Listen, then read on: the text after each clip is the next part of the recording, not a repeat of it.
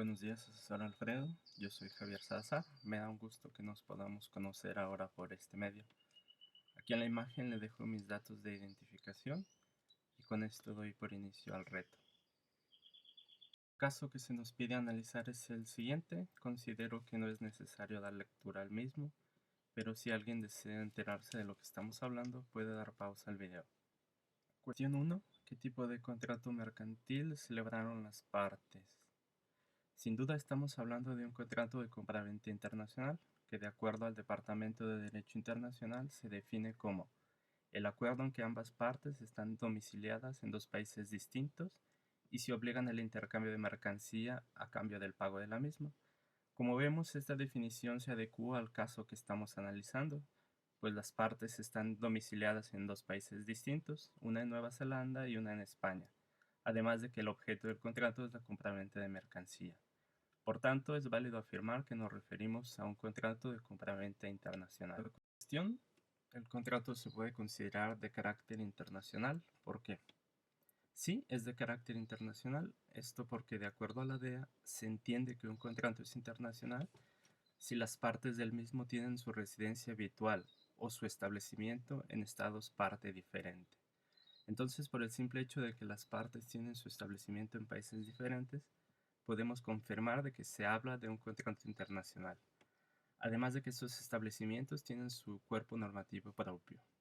Al tercer cuestionamiento, puedo responder que identifico el acuerdo electrónico indirecto, que es el tipo de contrato que tiene utilidad cuando las partes no pueden estar presentes al momento de la firma, como en este caso que las partes están en diferentes países.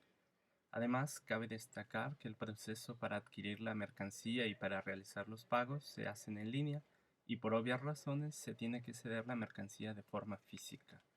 Son varios los organismos internacionales que han intentado resolver los retos de los convenios que se hacen por los medios cibernéticos. De ellos han surgido regulaciones para estos pactos. Un ejemplo de ellos es la Organización Mundial para el Comercio, OMC. Cuarta cuestión, ¿qué responsabilidades corresponden a cada parte?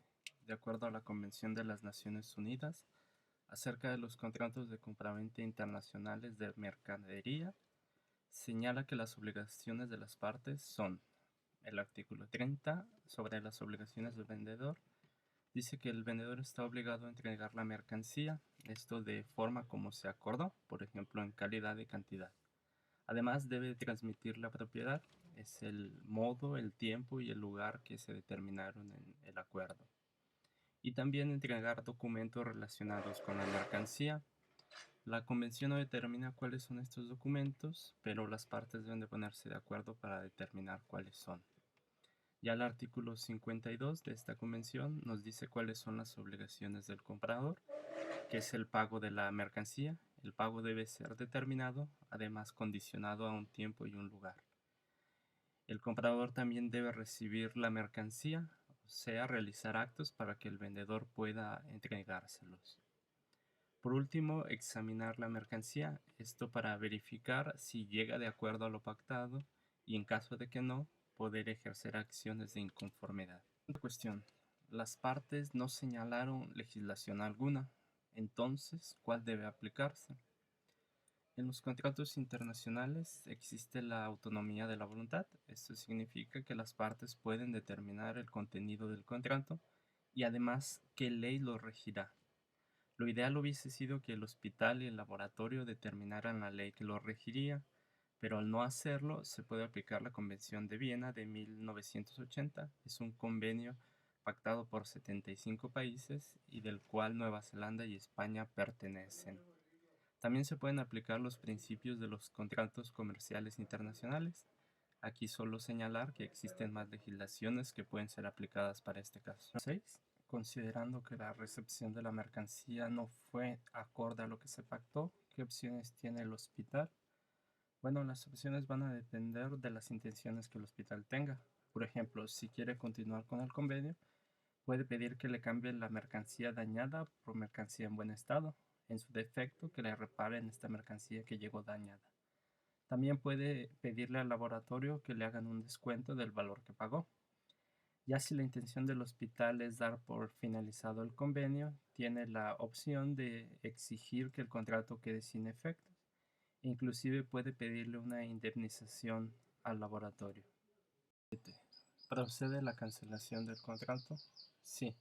La Convención de las Naciones Unidas, que hemos venido citando en este video, señala que cualquiera de las partes del contrato tiene derecho de anularlo por un incumplimiento esencial, y en su artículo 25 nos dice que es este incumplimiento esencial. Será cuando cause a la otra parte un perjuicio tal que prive sustancialmente de lo que tenía derecho a esperar en virtud del convenio. En el caso que analizamos, podemos decir que hay un incumplimiento esencial por parte del laboratorio, ya que no cumplió con el plazo de entrega, el envío le faltaba mercancía y parte de esa mercancía estaba dañada. Por estos motivos, podemos decir que es procedente la cancelación. A manera de conclusión, señalo algunas de las cláusulas que a mi parecer pueden ser. Cláusula número 1, que para mí es la más fundamental, que determinen qué ley lo regirá. Esto les dará mayor claridad acerca de sus derechos y obligaciones. Como vimos en el ejemplo, esta cláusula se omitió. Una segunda cláusula puede ser que especifiquen la manera de empacar la mercancía para evitar que ésta se dañe. Como vimos en el ejemplo, llegó mercancía dañada, quizás porque fue mal empaquetada. Una tercera propuesta de cláusula sería que determinen la marca de la mercancía. Así el comprador se da una mejor idea de la calidad de la mercancía que va a adquirir. Y finalmente, una cláusula más sería que el contrato sea elaborado en los dos idiomas de los contratantes para evitar malos entendidos. Y con esto yo finalizaría mi participación y desde ya agradezco la asesoría.